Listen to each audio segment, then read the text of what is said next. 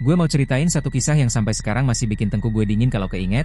Ini bukan pengalaman gue langsung, tapi kisah dari seorang teman lama yang dulu kerja sebagai relawan di sebuah klinik kecil pinggiran kota. Dan dia sendiri yang minta gue ceritain ke orang lain karena katanya kalau dipendam sendiri, kepalanya makin berat. Jadi sekarang gue ceritain ke kalian di sini. Waktu itu malam sudah hampir jam 12, hujan turun tipis tapi terus menerus, bikin jalanan sepi dan lampu-lampu terlihat kabur seperti bayangan yang bergetar. Klinik tempat dia jaga sebenarnya sudah mau tutup. Cuma karena ada satu pasien rawat inap ringan, dia masih bertahan di ruang depan sambil nunggu dokter selesai beres-beres. Suasananya sepi banget, cuma ada bunyi jam dinding yang berdetak pelan dan suara hujan di atap seng yang kayak bisikan panjang. Tiba-tiba pintu depan klinik diketuk, bukan diketuk keras, tapi pelan, tok, tok, tok, seperti orang yang ragu tapi memaksa diri. Teman gue berdiri, ngintip lewat kaca buram, dan dia lihat ada seorang pria berdiri di luar, pakai jaket hitam basah, kepala agak nunduk, rambutnya menutupi sebagian wajah. Teman gue buka pintu dan nanya dengan sopan, "Masih bisa dibantu apa? Klinik sudah mau tutup." Pria itu ngangkat kepala pelan, matanya cekung, wajahnya pucat seperti nggak kena matahari lama banget, dan dengan suara serak dia bilang cuma mau berobat sebentar karena dadanya sakit. Entah kenapa, teman gue bilang dadanya langsung nggak enak, tapi sebagai petugas dia tetap mempersilahkan masuk. Pria itu jalan pelan, langkahnya berat, sepatunya meninggalkan jejak air di lantai keramik. Dia duduk di kursi ruang tunggu, nunduk terus sambil megang dada sebelah kiri. Teman gue ambil formulir pendaftaran dan mulai nanya nama, umur, alamat, tapi setiap ditanya, pria itu jawabnya lama, seperti mikir dulu, dan beberapa kali dia cuma ngangguk atau geleng tanpa suara. Yang bikin merinding, waktu teman gue minta kartu identitas, pria itu mengeluarkan dompet lama dari saku jaketnya, tapi waktu dibuka, isinya cuma kertas kusut dan foto hitam putih yang sudah pudar. Di foto itu terlihat seorang pria yang mirip banget sama dia, berdiri di depan klinik yang sama, tapi bangunan kliniknya terlihat tua dan berbeda, seperti foto puluhan tahun lalu. Teman gue pikir mungkin cuma kebetulan atau keluarga yang mirip, jadi dia nggak terlalu mikir. Setelah itu, teman gue bilang ke dokter yang masih di ruang belakang kalau ada pasien terakhir. Dokternya keluar, menyapa pria itu, dan mulai periksa tekanan darah. Tapi begitu alat tensi dipasang, jarumnya nggak bergerak sama sekali. Dokter coba ulangi, ganti alat, tetap sama. Lalu dokter pegang pergelangan tangan pria itu buat cek nadi, dan wajah dokter langsung berubah, alisnya mengerut, matanya fokus, lalu dia bilang pelan, "Mas, Anda nggak dingin?" Pria itu cuma senyum tipis, senyum yang nggak sampai ke mata, dan jawab, "Saya sudah lama dingin, dok." Kalimat itu bikin suasana ruangan berubah, kata teman gue, hawa terasa lebih berat, lampu neon di atas berkedip sebentar, dan suara hujan di luar terdengar makin keras. Dokter coba tetap profesional, nanya keluhan lebih detail, tapi setiap pertanyaan dijawab dengan jawaban aneh, seperti bukan orang sakit biasa. Dia bilang dadanya sakit sejak lama, sejak malam kecelakaan itu, sejak dia nggak pernah pulang ke rumahnya lagi. Teman gue yang dengar langsung merinding. Dia tanya kecelakaan apa, tapi pria itu cuma diam, lalu perlahan ngangkat wajahnya. Di saat itu, teman gue baru sadar, ada luka gelap di leher pria itu, seperti bekas jeratan, samar tapi jelas terlihat kalau diperhatikan. Dokter tiba-tiba minta izin ke ruang belakang, ngajak teman gue ikut. Di dalam ruangan kecil itu, dokter bilang dengan suara pelan tapi serius, alat medis nggak bisa deteksi apapun dari tubuh pasien itu, dan tubuhnya dingin, bukan dingin karena hujan, tapi dingin seperti mayat. Teman gue langsung lemas dengar kata itu, keringat dingin keluar di punggungnya. Dokter bilang mereka harus cepat bertindak, entah itu menenangkan pasien atau memintanya pergi, tapi jangan sampai memancing emosi. Waktu mereka balik ke ruang tunggu, kursi tempat pria itu duduk kosong. Pintu depan masih tertutup rapat, tapi lantai basah dengan jejak sepatu mengarah ke lorong dalam klinik, ke arah ruang rawat inap yang lampunya redup. Teman gue dan dokter saling pandang, jantung mereka deg-degan, tapi tetap jalan pelan mengikuti jejak air itu. Di lorong itu, udara makin dingin, bau obat bercampur dengan aroma amis yang aneh. Mereka sampai di depan ruang rawat inap yang seharusnya cuma ada satu pasien perempuan tua yang sedang tidur. Tapi pintunya sedikit terbuka, dan dari dalam terdengar suara napas berat, bukan satu, tapi dua. Dokter dorong pintu perlahan, dan pemandangan di dalam bikin teman gue hampir jatuh. Pria misterius itu berdiri di samping ranjang pasien perempuan, membungkuk dekat wajahnya, seperti membisikkan sesuatu. Pasien perempuan itu terbuka matanya lebar, tapi tubuhnya kaku, gak bisa bergerak, air mata mengalir di pelipisnya. Dokter teriak memanggil pria itu, dan saat pria itu menoleh, wajahnya berubah. Matanya hitam pekat tanpa putih, mulutnya terbuka sedikit, dan suara yang keluar bukan lagi suara serak manusia, tapi seperti banyak suara bercampur jadi satu.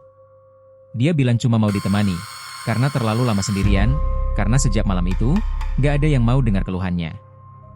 Lampu di ruangan tiba-tiba mati, cuma cahaya darurat merah yang menyala redup. Dalam gelap itu, teman gue dengar suara langkah cepat, suara barang jatuh, dan jeritan pasien perempuan yang terputus mendadak.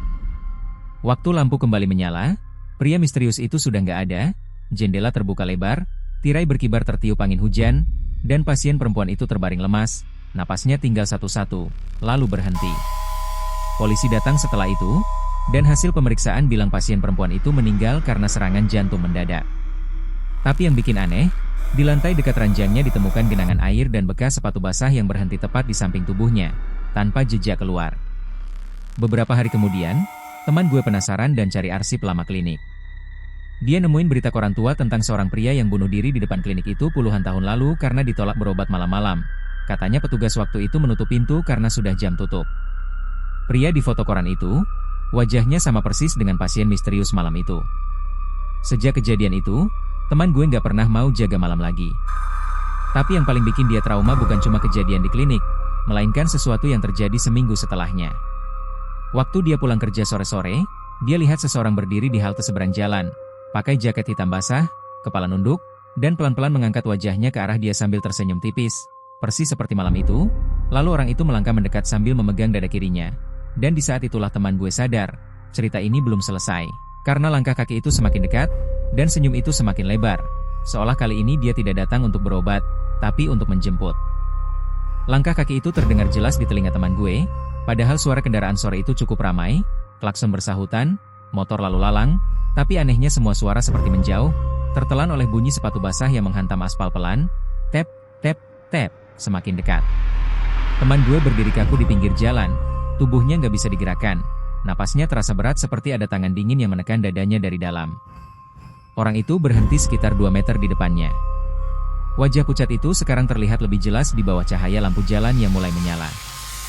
Bibirnya pecah-pecah, kulitnya terlihat tipis, seperti menempel di tulang.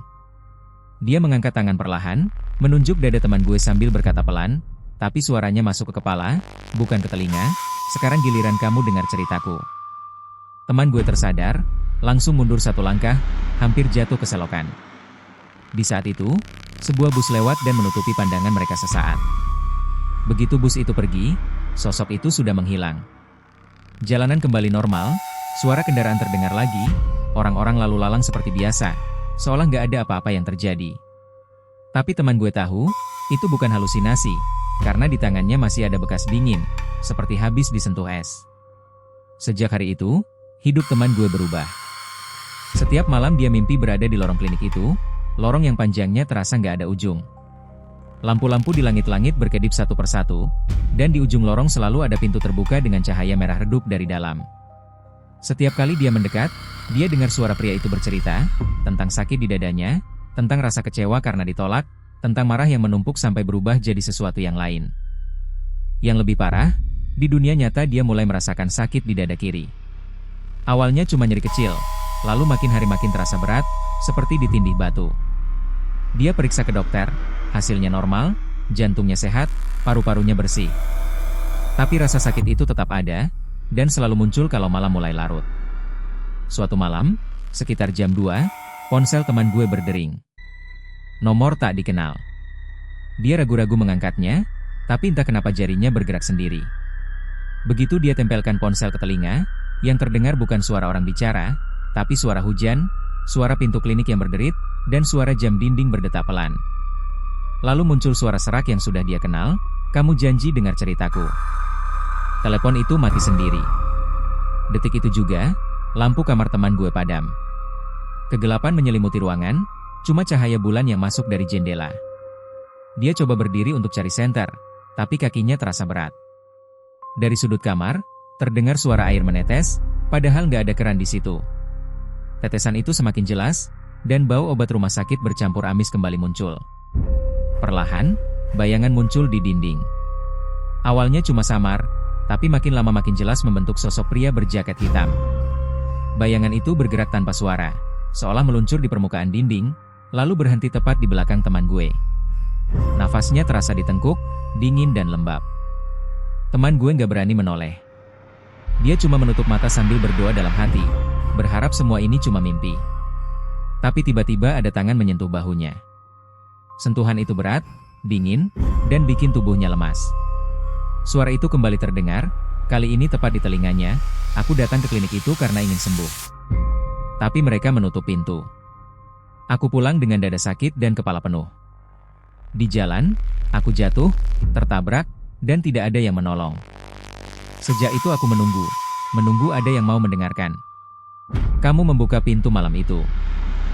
Tangan itu menekan bahunya lebih kuat, dan teman gue merasa dadanya sesak, napasnya terputus-putus. Dalam kepanikan, dia teriak sekuat tenaga, dan entah bagaimana, lampu kamar tiba-tiba menyala kembali. Tekanan di bahunya menghilang. Kamar kembali normal. Tapi di lantai, tepat di samping tempat tidurnya, ada genangan air kecil dan jejak sepatu basah yang mengarah ke pintu kamar. Besoknya, teman gue memutuskan untuk kembali ke klinik itu, meski dia sudah berhenti kerja di sana. Dia merasa harus mengakhiri semua ini, entah bagaimana caranya. Sore itu dia datang, pura-pura menjenguk kenalan. Dia masuk ke ruang arsip lama, tempat yang jarang dibuka. Di sana dia nemu map berdebu berisi catatan kejadian puluhan tahun lalu. Di dalamnya ada laporan singkat tentang penolakan pasien malam hari, keluhan keluarga korban, dan surat permintaan maaf yang tidak pernah dikirim. Yang bikin lututnya lemas, ada satu foto tambahan di map itu. Foto ruang tunggu klinik, dengan kursi yang sama, jam dinding yang sama, dan di salah satu kursi, duduk seorang pria berjaket hitam. Wajahnya sama persis. Tapi di foto itu, di belakang pria tersebut, berdiri seseorang lagi, seorang relawan muda yang wajahnya sangat mirip dengan teman gue sekarang. Tangannya gemetar saat menutup map itu. Dia sadar, mungkin ini bukan kebetulan. Mungkin dari awal, dia memang sudah dipilih. Malam itu, dia kembali ke klinik sendirian. Pintu depan sudah terkunci, tapi entah bagaimana, pintu itu terbuka saat dia menyentuh gagangnya. Ruang tunggu gelap, cuma jam dinding yang masih berdetak. Dia duduk di kursi yang sama seperti malam kejadian, menunggu. Jam menunjukkan pukul 12:05 ketika pintu depan terbuka sendiri. Angin dingin masuk bersama bau hujan. Sosok itu muncul dari luar, berjalan pelan, langkahnya sama, kepalanya tertunduk. Kali ini teman gue nggak berdiri, dia tetap duduk, jantungnya berdetak kencang. Pria itu mendekat dan duduk tepat di depannya. Wajahnya kini terlihat lebih rusak, seperti membusuk pelan-pelan. Dia menatap teman gue lama, lalu tersenyum tipis dan berkata, "Terima kasih sudah datang. Sekarang kamu yang akan menemaniku." Lampu ruang tunggu mati satu persatu, meninggalkan mereka dalam gelap.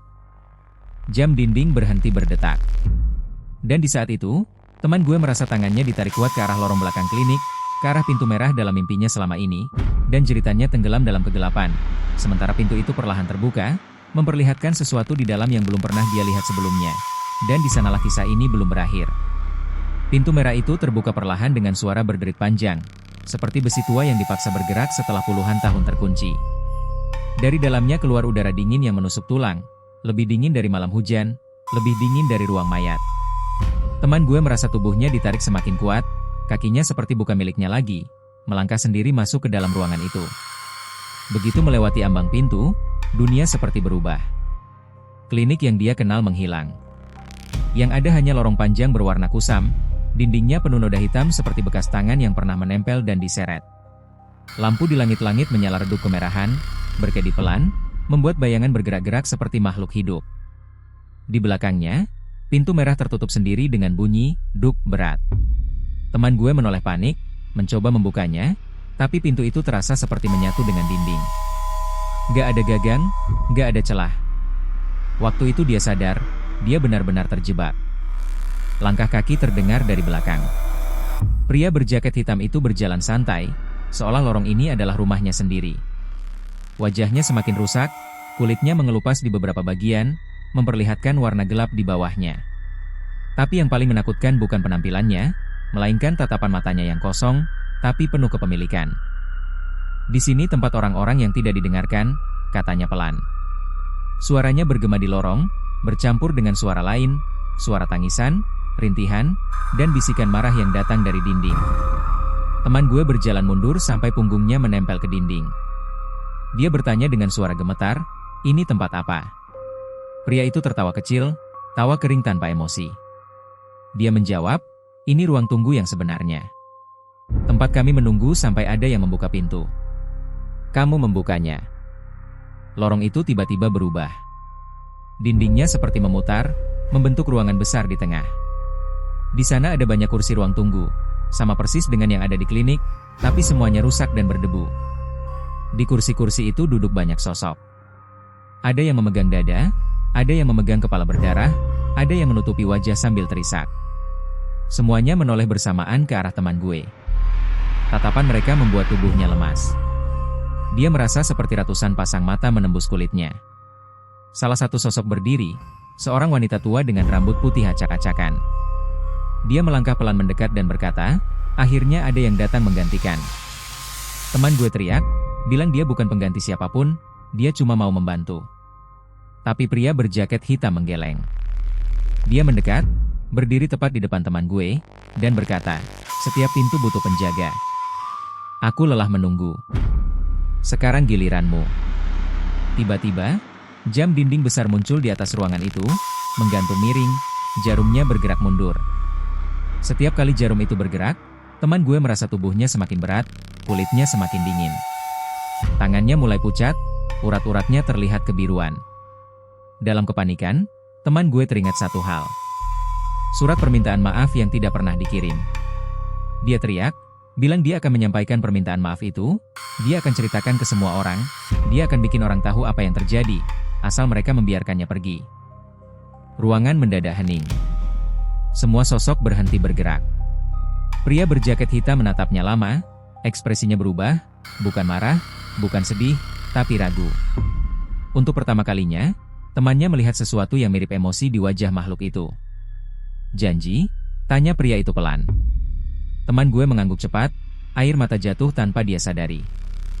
Dia bersumpah akan ceritakan semuanya, tidak akan membiarkan kejadian ini terkubur. Jam besar di atas ruangan berhenti bergerak. Lampu merah meredup, berubah menjadi cahaya putih pucat. Satu persatu sosok di kursi ruang tunggu memudar, berubah menjadi asap tipis yang naik ke langit-langit lalu menghilang. Pria berjaket hitam melangkah mundur. Tubuhnya mulai transparan, seperti kabut yang tertiup angin. Sebelum benar-benar menghilang, dia berkata, "Kalau kamu lupa, aku akan datang lagi." Sekejap kemudian, teman gue terbangun tergeletak di lantai ruang tunggu klinik. Pagi sudah datang. Cahaya matahari masuk dari jendela depan. Pintu klinik tertutup rapat, seolah tidak pernah terbuka semalam. Jam dinding kembali berdetak normal. Satpam yang patroli pagi menemukan teman gue pingsan dan membawanya ke rumah sakit. Secara medis, dia cuma kelelahan dan dehidrasi. Tapi yang gak bisa dijelaskan, di dadanya ada bekas tangan kehitaman, seperti memar berbentuk jari. Teman gue benar-benar menepati janjinya. Dia mulai menceritakan kisah ini ke orang-orang terdekat, lalu ke komunitas, lalu ke siapapun yang mau dengar. Dan sekarang, ke kalian. Tapi ada satu hal terakhir yang membuat gue sendiri merinding saat dia cerita ke gue. Katanya, sejak dia mulai menyebarkan kisah ini, setiap malam jam 12:05, ponselnya selalu menyala sendiri. Layarnya gelap, tapi jam digitalnya berkedip. Dan dari speaker, kadang terdengar suara jam dinding berdetak pelan, dan napas seseorang yang menunggu. Dan tadi malam, sebelum gue rekam cerita ini untuk dibagikan ke YouTube, ponsel gue juga menyala sendiri di jam yang sama. Ada pesan masuk dari nomor tak dikenal. Isinya cuma satu kalimat pendek. Ada pasien baru yang membuka pintu. Dan sejak saat itu, gue merasa seperti ada yang berdiri di belakang gue sekarang, menunggu giliran ceritanya untuk didengar. Gue ngerasa harus lanjutin cerita ini, walaupun jujur aja, sejak pesan itu masuk, suasana di sekitar gue jadi aneh. Lampu kamar sering redup sendiri, udara terasa dingin padahal kipas mati, dan yang paling bikin gak nyaman, tiap kali gue berhenti ngetik atau berhenti ngomong, selalu ada jeda hening yang terlalu panjang, seperti ada sesuatu yang sengaja nunggu. Malam setelah gue upload cerita ini ke YouTube, notifikasinya rame. Banyak yang komen bilang mereka merinding, ada yang bilang pernah ngalamin hal mirip, tapi ada satu komentar yang bikin dada gue langsung sesak. Akunnya nggak pakai foto profil, namanya cuma .3. Komentarnya pendek, ruang tunggu itu masih penuh. Awalnya gue pikir cuma orang iseng. Tapi beberapa menit kemudian, komentar itu hilang sendiri. Seolah nggak pernah ada. Gue cek riwayat notifikasi, juga kosong. Tapi anehnya, kalimat itu masih terngiang jelas di kepala gue, kayak bukan cuma dibaca, tapi ditanam. Malam itu gue susah tidur. Jam dinding di kamar gue terasa lebih keras dari biasanya. Detaknya nggak beraturan, kadang cepat, kadang melambat. Sekitar jam 12:05, tepat seperti yang diceritakan teman gue, ponsel gue menyala sendiri. Layar gelap, tapi ada satu notifikasi tanpa nama pengirim. Isinya cuma simbol lokasi, titik merah yang berkedip pelan. Entah kenapa, gue buka peta. Titik itu menunjuk ke satu tempat, klinik lama yang sekarang sudah tutup, bangunan yang sama dengan yang ada di cerita teman gue. Gue mencoba menenangkan diri, bilang ke diri sendiri ini cuma kebetulan atau ulah hacker iseng. Tapi rasa di dada gue beda. Ada dorongan aneh yang bikin gue pengen datang ke sana, seperti ada benang tak terlihat yang narik gue pelan-pelan. Besok sorenya, gue nekat ke lokasi itu. Klinik itu sekarang sudah setengah terbengkalai. Cat dindingnya mengelupas, papan nama miring, dan halaman depannya ditumbuhi rumput liar. Tapi pintu depannya, nggak digembok. Sedikit terbuka, seperti sengaja dibiarkan menunggu orang masuk. Begitu gue melangkah ke dalam, bau obat lama langsung nyambut, bercampur debu dan kelembapan. Ruang tunggu masih ada, kursi-kursinya berdebu tapi susunannya sama persis. Jam dinding masih tergantung di tempatnya, jarumnya berhenti di angka 12:05. Saat itu juga, pintu di belakang gue menutup sendiri dengan suara pelan. Jantung gue langsung berdegup kencang. Gue berdiri kaku di tengah ruangan, ngerasa bodoh karena datang sendirian, tapi sudah terlanjur. Lampu tiba-tiba menyala redup. Dari lorong belakang, terdengar suara langkah pelan. Bukan satu. Banyak. Suara sepatu, sandal, langkah menyeret. Satu persatu sosok muncul dari gelap. Wajah-wajah pucat, mata kosong, tubuh dengan luka yang gak wajar. Mereka berdiri mengelilingi gue, membentuk lingkaran. Di antara mereka, gue lihat sosok yang paling gue kenal. Pria berjaket hitam itu. Tapi kali ini dia nggak sendirian. Di sampingnya berdiri, teman gue. Wajahnya pucat, matanya kosong, dan di dadanya ada bekas tangan hitam yang sama. Gue teriak manggil namanya. Dia menoleh pelan. Bibirnya bergerak, tapi suaranya bukan suaranya yang gue kenal. Aku sudah menepati janji. Sekarang kamu yang dengar. Pria berjaket hitam melangkah maju. Dia menatap gue dengan senyum tipis. Cerita itu tidak untuk menghentikan kami, katanya. Cerita itu untuk mencari pendengar baru. Lingkaran sosok itu mulai menyempit. Udara terasa semakin berat. Napas gue pendek-pendek. Gue sadar, mungkin sejak gue mulai menceritakan kisah ini, sejak gue membuka kembali ingatan tentang ruang tunggu itu, gue juga sudah membuka pintu. Dan sekarang gue berdiri di tengah ruang itu, dikelilingi mereka yang tidak pernah sembuh, tidak pernah didengar, menunggu seseorang menggantikan tempat mereka. Lampu ruang tunggu mulai padam satu persatu. Jam dinding berdetak lagi, kali ini suaranya keras, seperti hitungan mundur. Dan sebelum kegelapan menelan semuanya, gue dengar suara pintu merah itu terbuka di belakang gue. Dan langkah kaki seseorang masuk perlahan ke ruangan itu, membawa cerita baru yang lebih gelap, lebih berat, dan mungkin, kali ini bukan cuma tentang pasien yang mau berobat, tapi tentang siapa yang akan keluar hidup-hidup dari ruang tunggu itu. Dan di saat pintu merah itu terbuka sepenuhnya, gue akhirnya sadar satu hal yang paling menakutkan, ruang tunggu itu bukan cuma ada di klinik tua itu, bukan cuma ada di lorong gelap yang penuh bayangan, tapi ada dimanapun ada orang yang membuka cerita ini dan membiarkan dirinya terlalu lama tenggelam di dalamnya. Lampu benar-benar padam. Suara langkah berhenti. Semua sosok menghilang seperti asap tertiup angin. Gue berdiri sendirian di ruang tunggu yang kembali kosong. Pintu depan klinik terbuka, cahaya pagi masuk perlahan. Gak ada siapa-siapa. Gak ada pria berjaket hitam. Gak ada teman gue. Gak ada lorong merah. Seolah semua cuma mimpi. Tapi waktu gue melangkah keluar, gue lihat jam dinding itu kembali berhenti. Tepat di pukul 12:05. Sejak hari itu, gue berhenti datang ke tempat itu. Tapi cerita ini tetap gue bagikan, bukan untuk menakut-nakuti, tapi sebagai peringatan. Karena teman gue nggak pernah ditemukan lagi. Nomornya sudah tidak aktif. Rumah kontrakannya kosong. Dan di klinik lama itu, warga sekitar bilang kadang masih ada orang yang datang malam-malam, mengetuk pintu yang sudah lama terkunci, sambil memegang dada kirinya. Kalau suatu malam kalian sedang sendirian, lalu dengar ketukan pelan di pintu, atau merasakan dada tiba-tiba terasa berat tanpa alasan, atau melihat jam berhenti di pukul 12:05, ingatlah cerita ini. Karena mungkin, tanpa sadar, kalian sudah duduk di ruang tunggu yang sama. Dan kalau itu terjadi, pastikan kalian tidak membuka pintu terlalu lama. Karena tidak semua pasien datang untuk sembuh. Sebagian datang untuk mencari pengganti. Dan sebelum gue akhiri cerita ini, kalau kalian suka cerita horor seperti ini, jangan lupa subscribe supaya nggak ketinggalan kisah berikutnya. Like biar gue tahu kalian menikmati ceritanya. Dan share ke teman kalian yang berani dengerin cerita tengah malam. Sampai jumpa di cerita selanjutnya. Dan ingat, kalau jam sudah menunjukkan pukul 12:05, jangan buka pintu.